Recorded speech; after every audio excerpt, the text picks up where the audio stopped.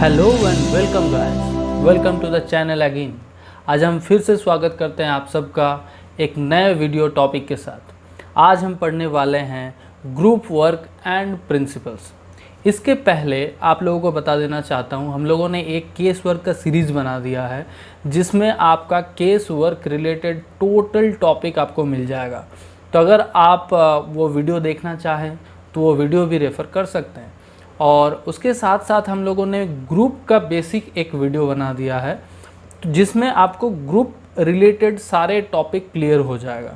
तो group work समझने के पहले आपको ग्रुप समझना बहुत ज़रूरी है, तो वो वीडियो भी देख सकते हैं। अगर आपको किसी और एजुकेटर का वीडियो देखना पसंद है उसमें भी आप ग्रुप का देख सकते हैं, लेकिन एक बार ग्रुप का कोई भी वीडियो देख लीजिएगा ताकि ग्रुप वर्क समझने में आपको आसानी रहे। So without any delay start करते हैं हमारा टॉपिक। मैं हूं Patit Mukherjee, let's get started. So आज का टॉपिक है ग्रुप वर्क एंड प्रिंसिपल।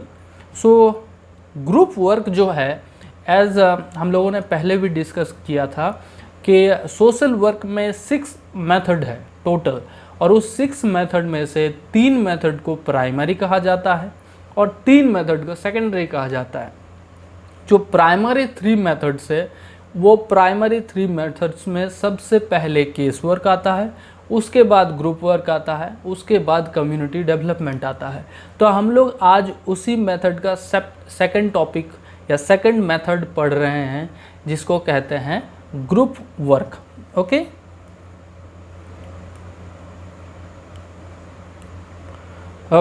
सो जो ग्रुप वर्क है, so group work is second primary method of social work.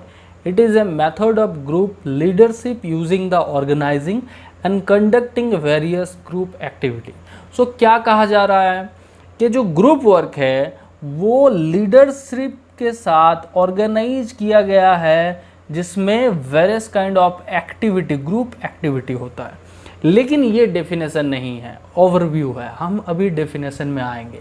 Definition हम लोगों ने यहाँ थ्री डेफिनेशन के ऊपर बात किया है, मतलब 3 अलग अलग डेफिनेशन को लेके चल रहे हैं, जिसमें ये तीनों डेफिनेशन बहुत इम्पॉर्टेंट है। जो लोग नेट सेट के लिए सोशल वर्क देख रहे हैं उन लोगों के लिए भी, और जो लोग MSW पढ़ रहे हैं अभी उन लोगों के लिए भी। तो ये जो 3 डेफिनेशन है बहुत ही अच्छे तरीके से आप समझ लीजिए तो आपको बहुत फ़ायदा आएगा।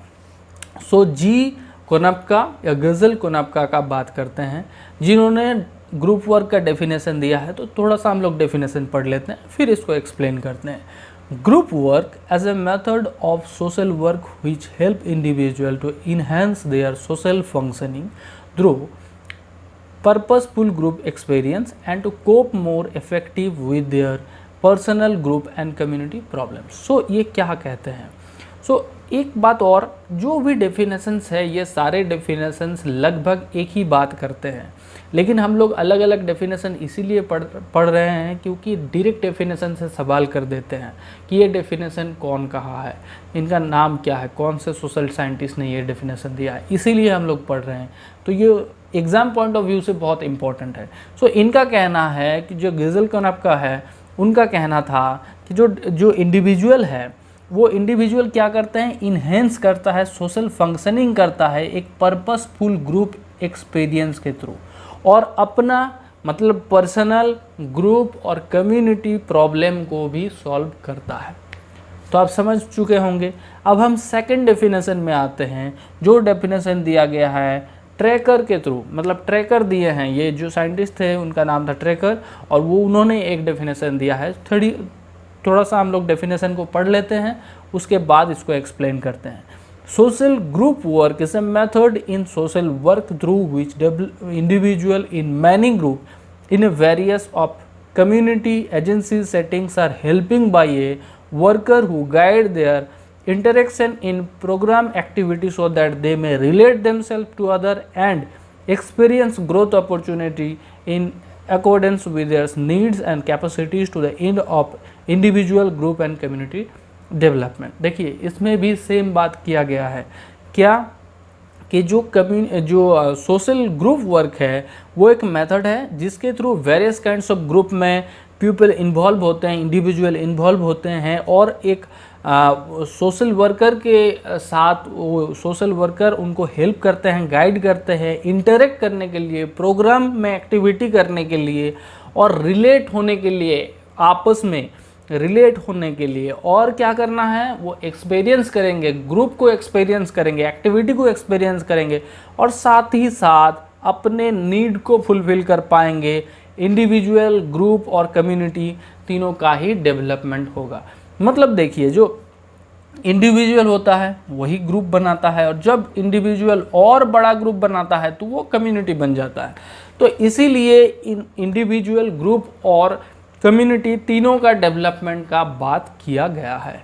ओके, जो थर्ड हम लोगों ने डेफिनेशन लिया है वो एलन ब्राउन का है। उनका कहना है, group work provides a context in which individual help each other.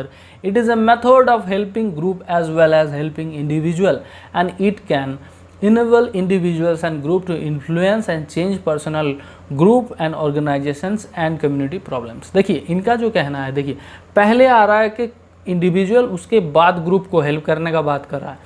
तो जो ग्रुप है उसमें बहुत तरह का या बहुत सारे इंडिविजुअल्स इन्वॉल्वमेंट है। तो जो कैरेक्टरिस्टिक होता है ग्रुप का, वो जैसे हम लोगों ने केस वर्क पढ़ रहा था तो उस टाइम एक इंडिविजुअल का कैरेक्टरिस्टिक के ऊपर बात हो रहा था। तो जो ग्रुप वर्क में है उसमें कैरेक्टरिस्टिक कैसा हो जाता है, बहुत सारा इंडिविजुअल का कैरेक्टरिस्टिक इन्वॉल्व हो जाता है ना। तो इसमें ये कहा जा रहा है कि जहाँ पर इंडिविजुअल्स एक दूसरे के साथ इन्वॉल्व होंगे, हेल्प करेंगे, और क्या होगा, enable individuals and group to influence and change personal. देखिए आपस में इन्फ्लुएंस होगा और पर्सनालिटी चेंज होगा। अपना पर्सनल प्रॉब्लम को ग्रो करे, मतलब प्रॉब्लम को सॉल्व करने के लिए ग्रुप में, ग्रुप का प्रॉब्लम सॉल्व करने के लिए, या कम्युनिटी ऑर्गेनाइजेशन का प्रॉब्लम सॉल्व करने के लिए वो एक काम करेगा, एक मेथड के थ्रू काम करेगा। तो ये है हमारा 3 डेफिनेशन जो ऑलमोस्ट हम लोगों ने ओवरव्यू कर लिया। ये एकदम डेप्थ, हम आज इतना ज़्यादा डेप्थ नहीं जा रहे हैं क्योंकि जो आज का जो वीडियो है ये वीडियो थोड़ा बड़ा हो जाएगा। बहुत सारा टॉपिक है, जो प्रिंसिपल्स है ग्रुप वर्क का बहुत सारा होता है और थोड़ा सा समझना भी पड़ेगा। इसीलिए हमने कोशिश किया थोड़ा सा फास्ट पढ़ने के लिए। तो आप भी थोड़ा सा हमारे साथ कोऑपरेट करते रहिए और बने रहिए ताकि आपको पता चल जाए पूरा डेफिनेशन और पूरा सारे भी ओवरव्यू और प्रिंसिपल भी आपको समझ में आ जाए। तो अब देखिए जो ग्रुप वर्क है उस ग्रुप वर्क को करने के लिए हमारे पास कुछ वैल्यूज़ होना ज़रूरी है। तो यहाँ जो वैल्यूज़ हम बात कर रहे हैं वो नॉर्दर्न का दिया हुआ है।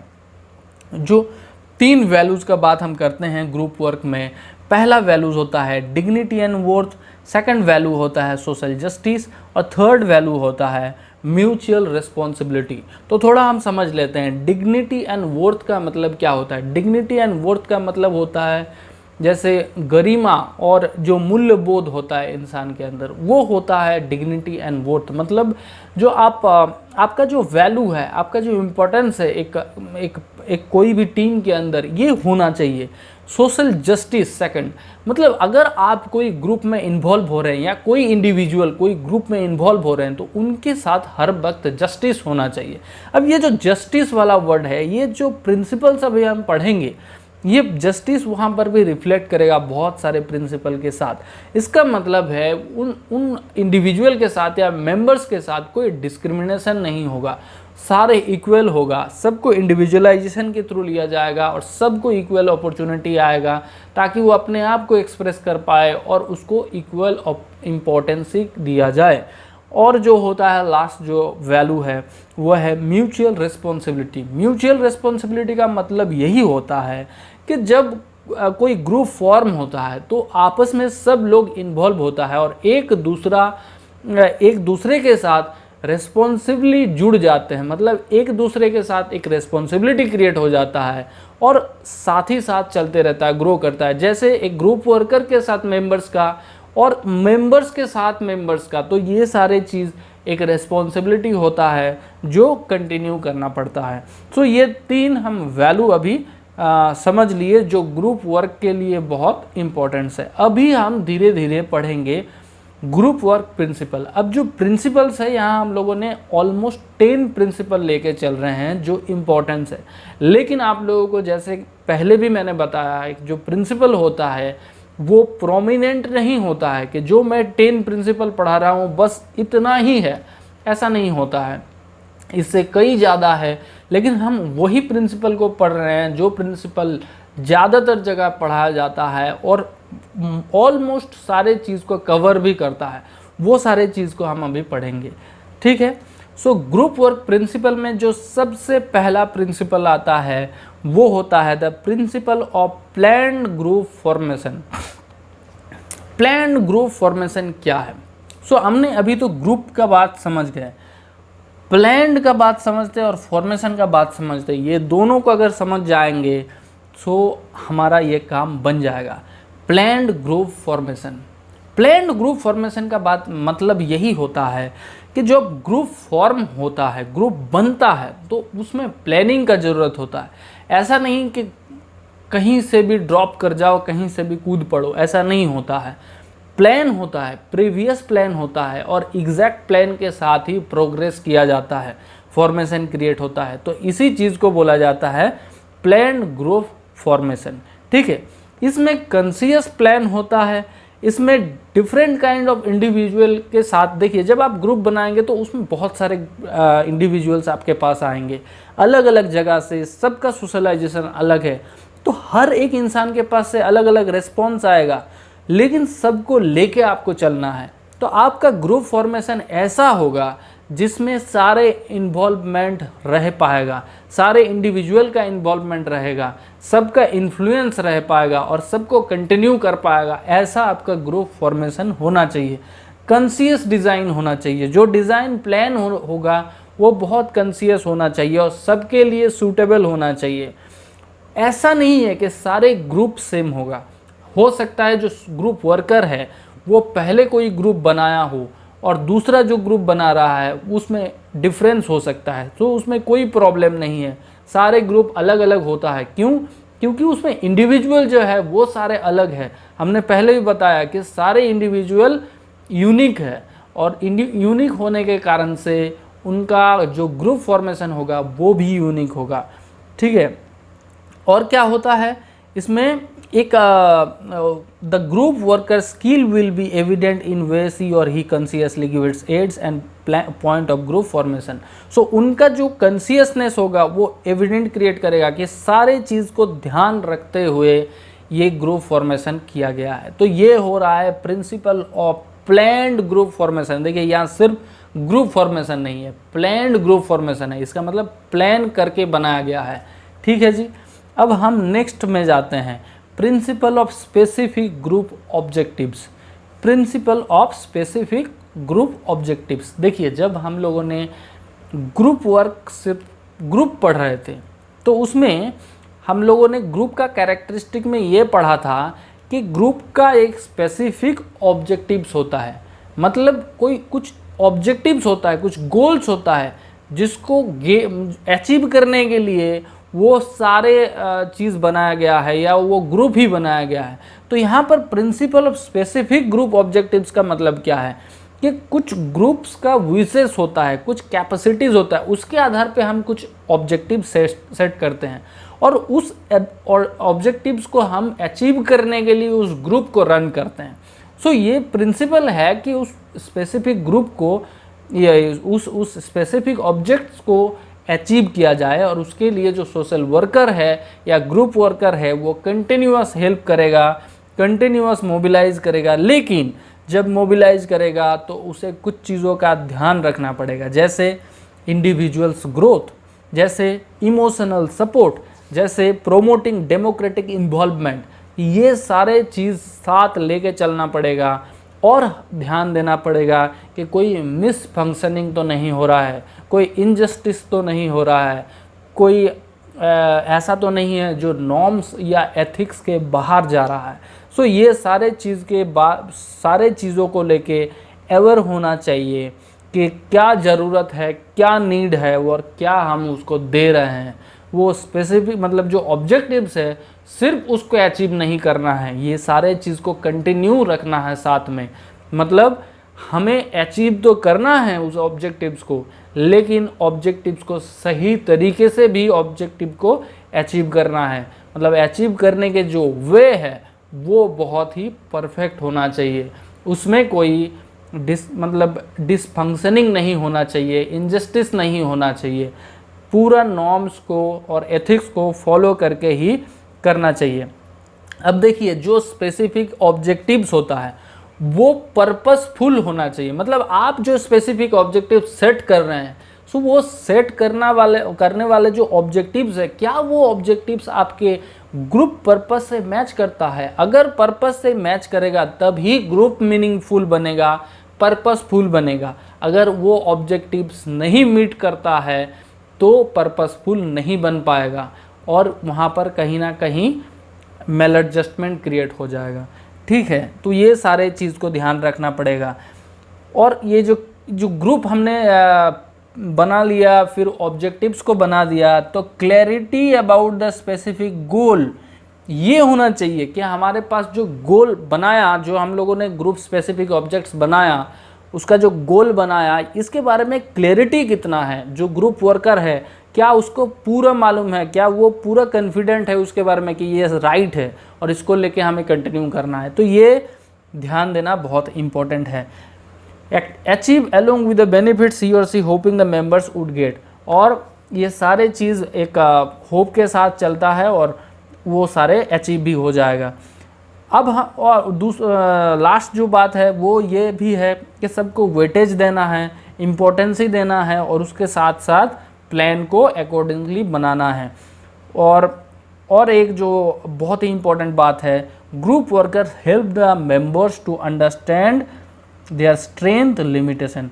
तो देखिए, हमने जब ऑब्जेक्टिव सेट किया, इस ऑब्जेक्टिव्स के अंदर हमें ये मैप करना बहुत इम्पॉर्टेंट है या जानकारी रखना बहुत इम्पॉर्टेंट है कि हमारे जो मेंबर्स हैं उनका स्ट्रेंथ क्या है, उनका लिमिटेशन क्या है। हर इंसान लिमिटेड है, उनका एक स्पेसिफिक लिमिटेशन है, तो उस लिमिटेशन को भी ध्यान रखते हुए हमें आगे बढ़ना है और हमारा ऑब्जेक्टिव्स को सेट करना है। सो मुझे लग रहा है ये वाला समझ में आ गया होगा। हम नेक्स्ट बढ़ते हैं, the principle of purposeful worker group relationship. ये बड़ा आसान है लेकिन थोड़ा सा समझना पड़ेगा। क्या है कि पर्पसफुल वर्कर ग्रुप रिलेशनशिप है। एक होता है वर्कर, मतलब ग्रुप वर्कर, ठीक है, और एक होता है ग्रुप। अब हम ग्रुप जो बोलते हैं, इस ग्रुप मतलब ही ग्रुप मेंबर होता है। सो इन दोनों के बीच एक रिलेशन है ना। ये रिलेशन बड़ा स्मूथ होना चाहिए और पर्पसफुल होना चाहिए। इस ऑब्जेक्टिव्स का मतलब, इस प्रिंसिपल का मतलब यही है। हम थोड़ा और आगे जाके समझ जाएंगे कि the purposeful group relationship has to develop between the group workers and the members. पहले जो लाइन अभी हमने बात किया यही है। Before starting the mobilisation group worker has to create a relationship between the members. मतलब जब आप ग्रुप वर्क कर रहे हैं, इसका मतलब ऐसा नहीं है कि आप डायरेक्ट ग्रुप वर्क कर रहे हैं, आपका एक्टिविटी डायरेक्ट चालू नहीं हो जाएगा। आप एक्टिविटी चालू करने के पहले उस ग्रुप मेंबर्स के साथ एक अच्छा रिलेशन क्रिएट करोगे, एक अच्छा रिलेशन बिल्ड होगा। तो ये होता है group workers adopt the procedures suggested by the principals. They begins their work motivation by the initial desire and understand the group. So एक जो भी हमारा प्रिंसिपल है उसको साथ लेके चलना है। जितने भी सजेशन आता है एज पर द प्रोसेस, उसको भी कंटिन्यू करना है। सो ये बहुत आसान है, आप लोग समझ चुके होंगे। The principle of continuous individualisation. अब ये क्या है? देखिए, ये इंडिविजुअलाइजेशन जो है, मैं जिस दिन केस वर्क पढ़ा रहा था उसी दिन मैंने बताया था कि ये इंडिविजुअलाइजेशन बहुत इंपॉर्टेंस है और ये इतना इम्पोर्टेंट है कि ये कंटिन्यू होता रहता है हमारे स्टडी के साथ साथ। क्योंकि हम जब सोशल वर्क पढ़ते हैं तो हम डील करते हैं, हम पर्सन के साथ डील करते हैं, हम मेंबर्स के साथ, इंडिविजुअल के साथ डील करते हैं, ग्रुप के साथ, कम्युनिटी के साथ। तो ये सारे चीज़ के लिए इंडिविजुअलाइजेशन बहुत इंपॉर्टेंस है, क्योंकि सारे पीपल या इंडिविजुअल यूनिक होता है। सो यहाँ पर भी ये बहुत इंपॉर्टेंस है कि जब आप बहुत सारे इंडिविजुअल लेके काम कर रहे हैं तो वो लोग भी तो इंडिविजुअलाइजेशन के अंदर आ जाता है। मतलब वो जो ग्रुप बनेगा वो भी तो यूनिक बनेगा। ऐसा नहीं है कि पहले आप जो ग्रुप बनाए अभी जो ग्रुप वो सेम होगा, नहीं, हर ग्रुप यूनिक है। जैसे हर इंडिविजुअल यूनिक है वैसे हर ग्रुप यूनिक है। सो जब यूनिक है तो उस ग्रुप में जो रिस्पॉन्स आएगा, जो एक्टिविटी होगा वो भी यूनिक होगा, जो एडॉप्शन करने का एबिलिटी है वो भी सारे यूनिक होगा। सो इसको भी ध्यान देना पड़ेगा कि वैराइटीज काइंड ऑफ रिस्पॉन्स आपके पास आ सकता है, varieties kinds of individual response rather than the uniformity of the responsibility. Uniformity का मतलब क्या होता है? इक्वल। इक्वल नहीं होगा, जो आपके पास रिस्पॉन्स आएगा वो रिस्पॉन्स यूनिक होगा। इसका मतलब वैरायटी रहेगा, उसमें अलग अलग होगा। एडप्ट करना पड़ेगा, जो भी उनका एबिलिटी है, ग्रोथ है, इस सारे चीज़ को एडप्ट करना पड़ेगा, एक्सेप्ट करना पड़ेगा। और आपको ये भी एक्सेप्ट करना पड़ेगा कि उन लोगों के अंदर कितना लिमिटेशन है, कितना बैरियर्स है, कितना कमियां हैं और कितना अच्छाइयाँ है। ये सारे चीज़ लेके आपको ग्रुप फॉर्म करना है। तो ये प्रिंसिपल ऑफ कंटिन्यूअस इंडिविजुअलाइजेशन बहुत इंपॉर्टेंट एक प्रिंसिपल ग्रुप वर्क के लिए है, ध्यान देना पड़ेगा। The principle of guided group interaction. अब देखिए, गाइडेड ग्रुप इंटरेक्शन, जब हम ग्रुप फॉर्म करते हैं तो इसका मतलब सबसे जो इम्पोर्टेंट पार्ट होता है वो है इंटरेक्शन करना। इंटरेक्शन नहीं करेंगे तो ग्रुप वर्क आगे नहीं बढ़ पाएगा, एक्टिविटी नहीं हो पाएगा। लेकिन जो इंटरेक्शन होगा वो पर्पसफुल होता है, कि ऐसा टाइम पास नहीं होता है, उसमें पर्पस होता है। जब ये पर्पसफुल बनाना है तब वहाँ पर ग्रुप वर्कर का रोल आता है।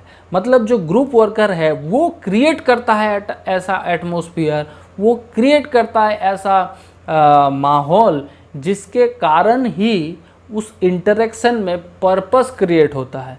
सो गाइडेशन बहुत ज़रूरी है ऐसे पर्पस क्रिएट करने के लिए, क्योंकि इसके पहले जो एक्टिविटी हो रहा है, जो इंटरेक्शन हो रहा है, उसमें गाइड नहीं है या उसमें पर्पस नहीं है। इसका मतलब गाइड मिसिंग है। जब गाइड उसमें इन्वॉल्व हो जाता है तो वो पर्पसफुल हो जाता है, ठीक है। और देखो, group worker influence the interaction by the quality of his her participation. So quality of participation बहुत इंपॉर्टेंट है। जो ग्रुप वर्कर है वो उसका जो पार्टिसिपेशन है उस ग्रुप में, क्योंकि जो ग्रुप वर्कर है सिर्फ ग्रुप वर्क नहीं कर रहा है, ग्रुप में पार्टिसिपेशन भी दे रहा है। सो जो उनका पार्टिसिपेशन है, खुद का प्रेजेंस है, वो भी बहुत इंपॉर्टेंस क्रिएट करता है, क्वालिटी क्रिएट करता है, ठीक है। और क्या बोल रहा है कि जो इंटरेस्ट है वो कंटिन्यूली ग्रो होना चाहिए, जो पोटेंशियलिटी है, इंटरेक्शन है, ये बढ़ता रहना चाहिए और मेंबर्स को पार्टिसिपेशन के लिए इन्वॉल्व करना है।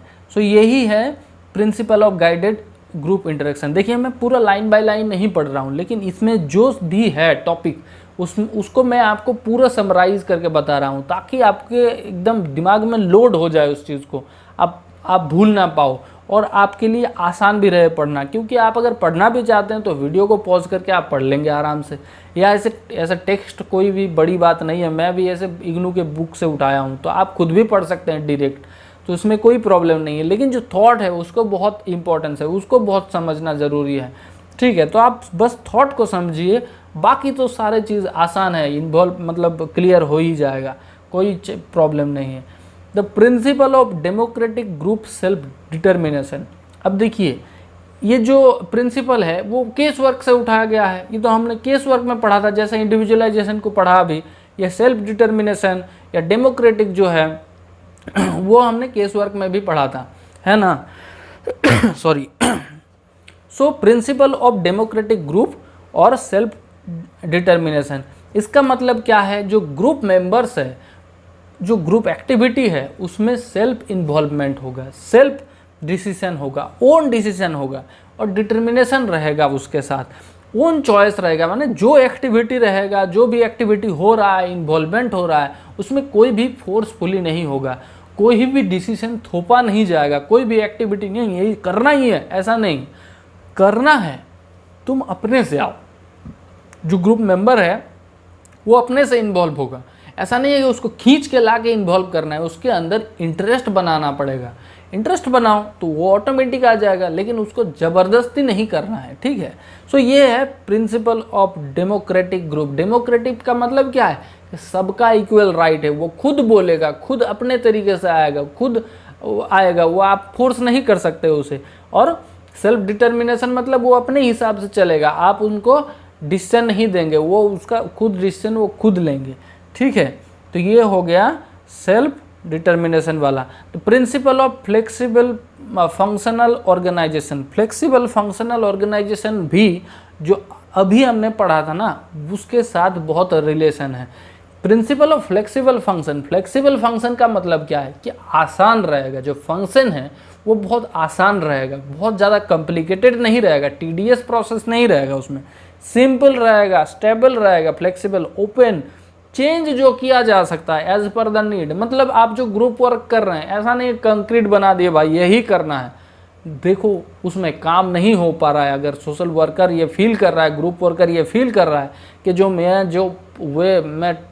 जो ट्रैक मैंने चूज़ किया वो ट्रैक एप्लीकेबल नहीं है यहाँ पर, तो वो अपना ट्रैक चेंज कर लेंगे। इसका मतलब क्या है कि वो चेंज करने में फ्लेक्सिबल है, ठीक है। तो ऐसा होना चाहिए आपका रास्ता या ग्रुप वर्कर का रास्ता, ताकि वो फ्लेक्सिबल रहे। फंक्शन जो है ऑर्गेनाइजेशन का, जब ग्रुप बन रहा है तो उसको भी आप ऑर्गेनाइजेशन इन्वॉल्व कर रहे हैं। देखिए यहाँ जो वर्ड है ये भी बड़ा समझने वाली वर्ड है, the principle of flexible functional organisation. जो ग्रुप बन रहा है उसको आप जब प्रोसेस के थ्रू लेके जा रहे हैं, एक स्मूथ प्रोसेस के थ्रू, एक स्ट्रक्चर के थ्रू, तो वो ऑर्गेनाइजेशन हो जाता है, ठीक है।